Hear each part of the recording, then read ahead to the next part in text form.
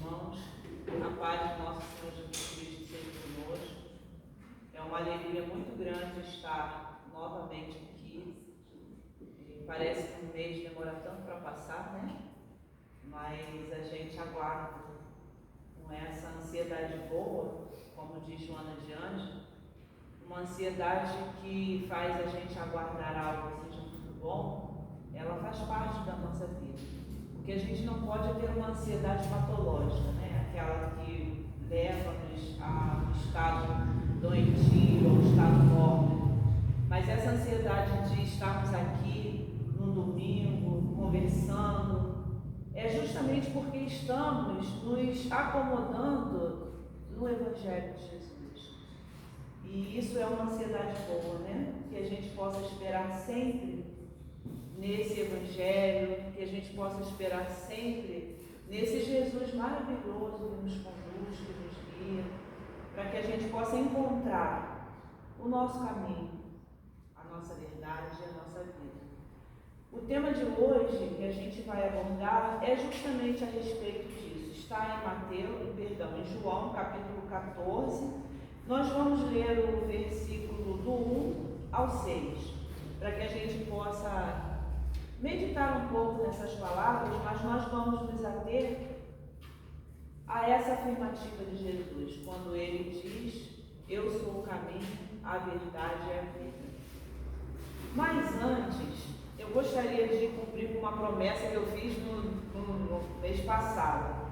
Eu cheguei aqui dizendo que tinha uma canção que eu cantava muito quando fazia parte da evangelização da mocidade, já há algum tempo, lá onde eu frequentava, e de repente a canção sumiu da minha mente, eu não consegui traduzi-la.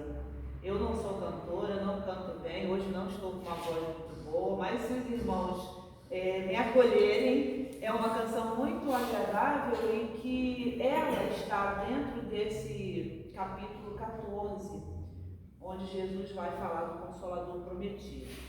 Eu até escrevi para não correr o risco de chegar aqui e esquecer novamente. Mas ela diz assim: eu vou fechar os meus olhos que eu consigo gravar melhor na mente. Se me amais, então guardai os meus mandamentos e eu pedirei ao meu Pai e Ele vos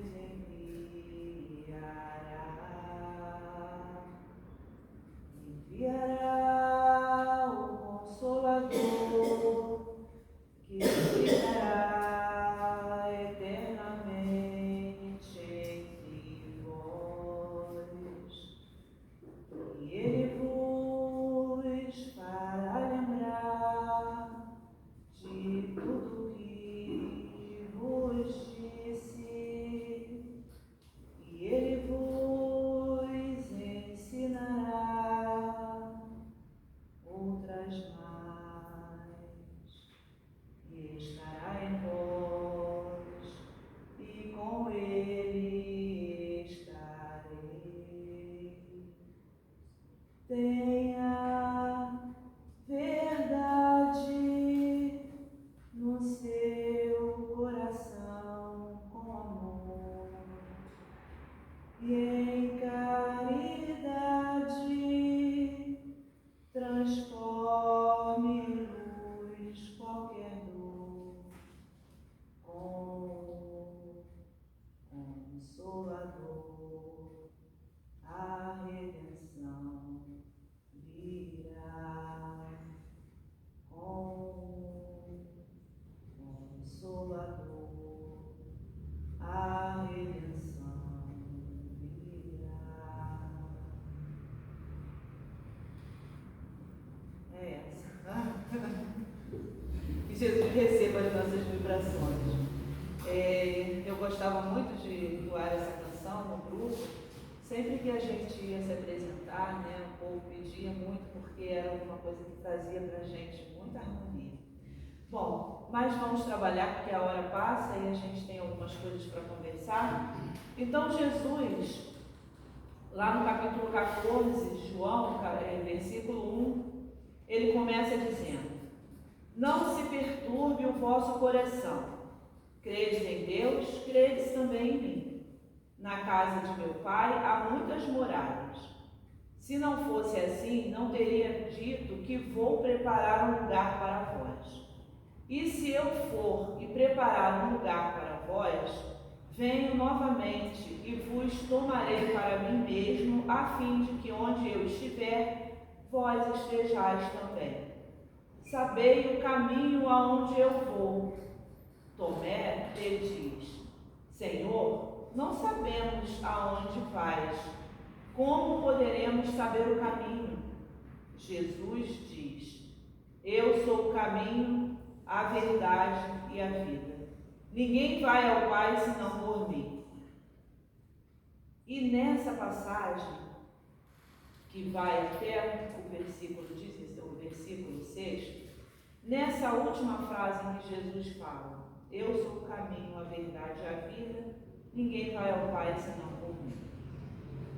O próprio Jesus se intitula o caminho, a verdade e a vida.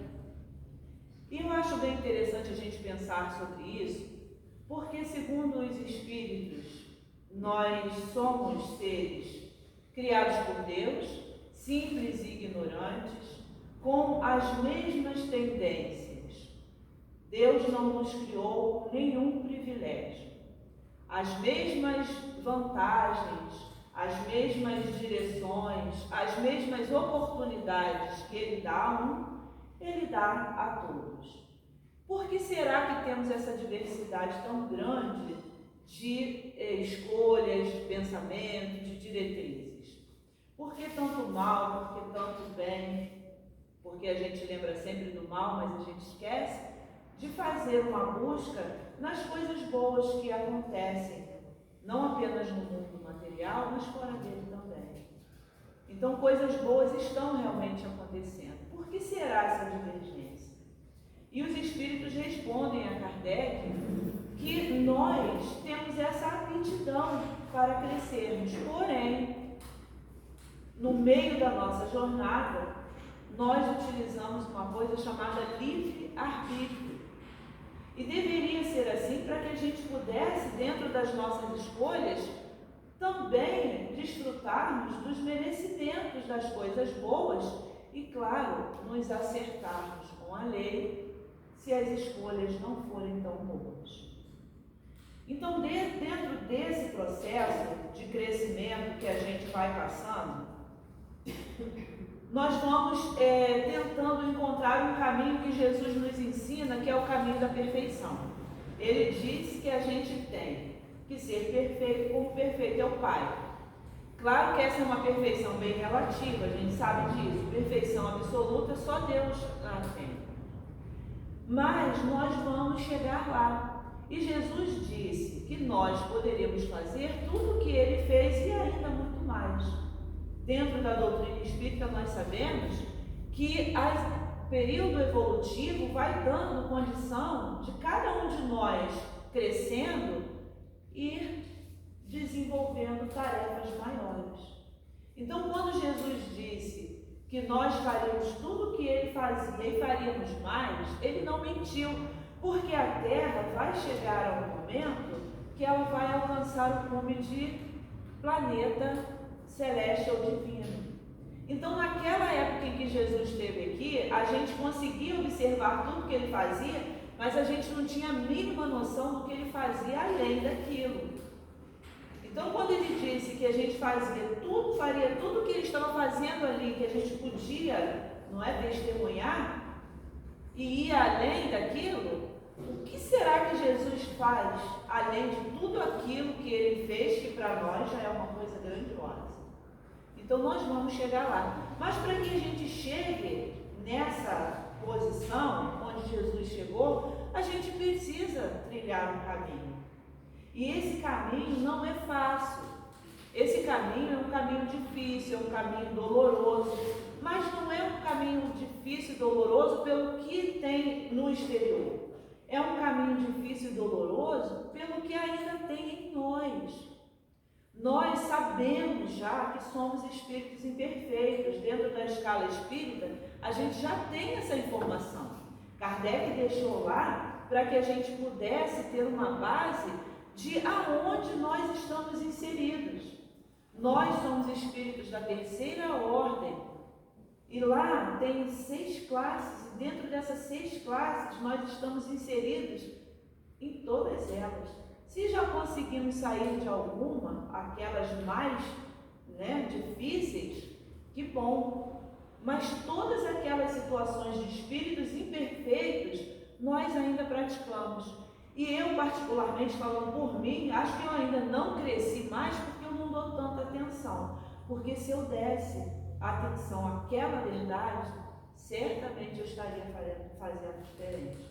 Então, no meio desse caminho, a gente vê que Jesus recebeu, como diz Emmanuel lá no livro A Caminho da Luz, Jesus recebeu das mãos do próprio Criador uma bola incandescente que foi saída do sol para que ele pudesse moldar, para que ele pudesse formar. E essa formação seria a Terra. Ele, junto com os seus emissários, construíram esse planeta de uma forma que nós pudéssemos um dia vir a habitar, nas primeiras encarnações. Então, observe que para a gente caminhar desde que Jesus transformou toda essa terra até os dias de hoje, nós precisamos de um caminho. Ele se fez o caminho, porque já conhecendo, dominando todas as coisas, governando esse planeta, tudo que nele há, a começar pelo fluido cósmico universal.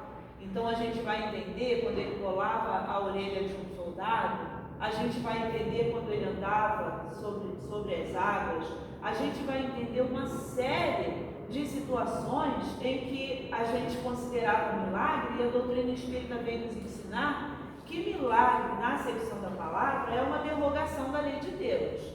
E Jesus jamais derrogaria a lei. Então, se ele fez tudo quanto ele fez, que para nós era algo sobrenatural, hoje a gente entende que não tem nada sobrenatural. Está tudo dentro da lei da natureza, nós é que não conhecíamos e nem conhecemos o processo de todo. Mas algumas coisas, como por exemplo uma materialização de espírito, a gente já pode saber como se dá, porque a doutrina espírita nos ensina. Alguém doa o fluido, alguém doa o ectoplasma, o espírito se usa, se utiliza desse material e ele se materializa a ponto de nós tocarmos nele, a ponto dele tocar em nós, não é isso? Eu nunca vi uma materialização, mas já tive a oportunidade no Centro Espírita André Luiz, lá no Rio de Janeiro, ver algumas peças que foram feitas a partir de cera, onde o espírito mergulhava ali, a mão materializada, e fazia a forma. É muito bonito, está lá no centro. Então a gente já sabe que algumas coisas, como essas coisas acontecem, daí a gente já sabe que não são milagres, não são derrogação da lei de Deus. Então tudo quanto Jesus fazia, ele fazia dentro da lei. Então ele veio, preparou, organizou todo o planeta, e aí, para que a gente pudesse entender esse planeta e todas as coisas que Jesus nos ensinou, era necessário que ele próprio fosse esse caminho, que a gente pudesse trilhar até os dias de hoje, até que a Terra chegue na condição de espíritos de mundo celeste, de mundo divino. Então, ele é que vai nos conduzir até lá. E ele fala disso quando ele diz que não vai nenhuma ovelha se perder, que é mais fácil ele pegar 99 ovelhas, deixar lá no deserto bonitinhas, guardadinhas, e ir em busca de uma ovelha perdida, do que o contrário. Porque aquelas que já estão no caminho, elas não vão mais se perder. Então ele vai lá e pega aquela e traz para o rebanho. Então ele se fez o caminho. Uma ovelha conhece a voz do seu pastor. E para nós, Jesus, a voz dele é o caminho que nós temos que seguir. Porque não existe nada que Jesus tenha dito ou ensinado ou realizado que esteja fora do que a gente precisa. E ele só veio porque antes dele, muitos vieram e ensinaram muitas coisas. Mas a lição do perdão e do amor, somente ele poderia ensinar. Ali ele englobava tudo quanto os outros já tinham ensinado e deixou para que ele próprio, como um caminho, ensinasse. No alto da cruz, ele pedia a Deus que nos perdoasse. Se isso não é uma demonstração de amor, nós não sabemos mais o que seria. Porque por uma unha quebrada, a gente está querendo pegar o pescoço do nosso irmão, da nossa irmã. E Jesus lá, depois de ter sido entregue, depois de ter sido torturado, depois de ter sido colocado numa cruz, já estava no processo de desencarne, nós o assassinamos. É muito romântico a gente ver o filme, a história, mas se nós pararmos friamente para analisar, nós o assassinamos. Essa que é a verdade. E a gente olha e diz, nossa, como o mundo está violento. Está violento? Tudo que nós fizemos com Jesus não era carinho, né? Então é um ato de extrema violência.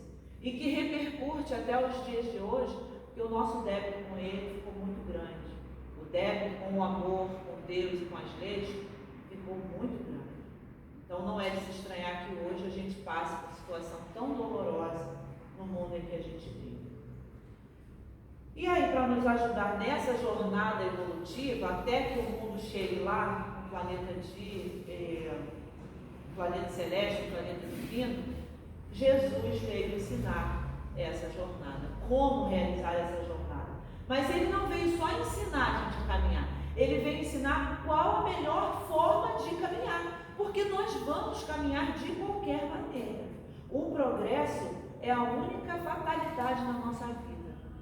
Nós vamos ser espíritos puros, não tem jeito. A gente pode teimar em não querer, pode teimar em permanecer no mal, na ignorância, realizando essas pequenas obras que fazem mal, primeiramente a nós, depois a quem está do nosso lado, mas nós seremos espíritos puros. Então Jesus veio nos ensinar qual a melhor maneira de chegar lá, com menos sofrimento. Ele disse que ele é a verdade. É interessante que a gente vai observar, como criança, a gente tem muitas verdades, né? As crianças têm as suas verdades, elas acreditam em algumas coisas, até mesmo na maldade do homem. Elas acreditam muitas vezes que o homem, no sentido de ser humano, elas acreditam que nós estamos ali de peito aberto, de coração aberto, querendo o melhor, quando às vezes nós estamos fazendo uma maquinaria para projetar o mal. Mas elas, na inocência, elas acreditam naquilo. É a verdade delas. Se alguém for falar mal de um filho para o pai, do pai para o filho, ou da mãe para o filho vai defender com unhas e dentes, mesmo que esse filho seja um tirano ali do outro lado, sem que ele saiba. Mas conforme nós vamos crescendo, essas verdades vão se modificando. Hoje, eu olho para trás, eu vi que eu acreditava em coisas que eram coisas de criança, mas como Paulo fala, hoje eu já sou um adulto, então eu preciso ter alimento de adulto. Quando criança eu tinha alimento de criança, era leite, ele se refere a isso simbolicamente. Então, essa verdade, só quem desenha toda ela, só quem tem absorvido nela toda é Jesus. Não existe nenhuma verdade fora de Jesus. A gente tem muitos missionários, a gente tem muitas pessoas que são representantes do bem, como o nosso Papa Francisco, que voltou à pátria espiritual depois de uma tarefa, de alguns anos aqui com a gente, e deixou um legado enorme. O maior, talvez, que ele tenha deixado foi da humildade. Porém, mesmo com tudo isso, que a gente já almeja ter um dia, ele não tem toda a verdade. Ele ainda é um espírito que está caminhando com Jesus. Verdade só Jesus tem. Tudo que nós buscarmos, se buscarmos em Jesus, nós vamos ter a verdade. O problema é que a verdade, às vezes, para nós, a gente quer deixá-la no cantinho, porque nos satisfaz mais vivermos na ilusão. A ilusão ainda é algo que a gente acolhe, é algo que ainda amacia o nosso ego, faz com que a gente se sinta assim, grande, faz com que a gente se sinta poderoso em alguma coisa. Mas quando o véu cai e a gente se desnuda, quando a gente chega no plano espiritual e a gente dá de cara com tudo quanto a gente já tinha de verdade, a gente preferiu a ilusão, a gente se envergonha em ver, como o André Luiz fala, que a maior coisa que a gente lamenta do lado de lá é ter perdido tempo. Precioso, aliás. É não ter sido completista. E lá no Missionários da Luz a gente vai ver um irmão ensinando, passando para o André Luiz, o que é um espírito completista. E eu convido os irmãos a buscarem lá. Então essas verdades a gente só vai encontrar em Jesus. Qual é a verdade que você procura? É da fidelidade? É da amizade? É do amor? É da paz? É da sinceridade de coração, de propósito? Qual é a verdade que você procura? Busca em Jesus que Ele vai te dar a resposta.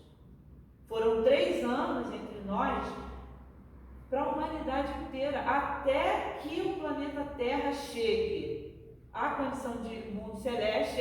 Esses 3 anos que Jesus esteve no seu messianato, nos ensinando, esses 3 aninhos apenas suprem todas as nossas necessidades. Então busquemos em Jesus essa verdade e a gente vai conseguir ter uma vida verdadeira, mesmo com todas as nossas dificuldades. Ele também se intitula A Vida. E aí, para a gente encerrar a nossa fala, ontem eu meditando sobre essa passagem, e falando sobre vida, eu percebo que nós não vivemos, nós sobrevivemos. Todos os dias nós estamos buscando sobreviver, porque nós ainda somos cheios de orgulho, cheios de vaidade, cheios de egoísmo. Nós ainda somos esses espíritos que caímos em tentação, que pior, somos tentados. E Paulo fala que nós somos tentados pela nossa própria concupiscência, ou seja, eu não fumo, o cigarro não vai me tentar. Eu não bebo bebidas alcoólicas, exceto numa situação muito rara, quando estamos comemorando uma pequena dose de vinho, pode ser que eu venha a tomar. Mas o álcool não vai me tentar. Eu não tenho problema de sexualidade, eu não tenho problema de glutonaria, eu não tenho problema que essas coisas que a gente já observa que não tem, a gente não vai ser tentado por elas. Mas sim, aquilo que ainda está em nós, adoro observar a vida alheia. Não esqueça da minha, Adoro fazer uma crítica, Adoro fazer certas coisas que, assim, se eu for observar lá como o Evangelho fala, pequenas coisas, mas que estão contrárias à lei. Para o homem não é nada, mas para Deus é muita coisa. E aí? Eu vou ser tentada naquilo que eu ainda tenho. Aí eu pergunto para vocês, se cada dia nós estamos tentando vencer a essas coisas, isso é vida? Eu digo que é sobrevida. Vida a gente vai ter quando a gente chegar na condição de espírito puro, como Jesus, como os emissários de Jesus, como os Cristos planetários, que a gente sabe que existem espíritos muito mais elevados do que o Cristo, espíritos que tomam conta do nosso sistema solar. Jesus é o governador planetário da Terra, mas existem outros mundos e esses mundos também têm um governador. governador. Existem as galáxias e essas galáxias também têm um governador. E se a gente começar a pensar, a gente vai fazer igual o Chico falou para Emmanuel: Emmanuel, me leva de volta que eu estou doido para voltar para minha casa tomar um cafezinho. Porque ele queria conhecer um pouco mais de Deus. E aí Emmanuel falou: você não vai entender, eu quero conhecer um pouco mais de Deus, você não vai dar conta.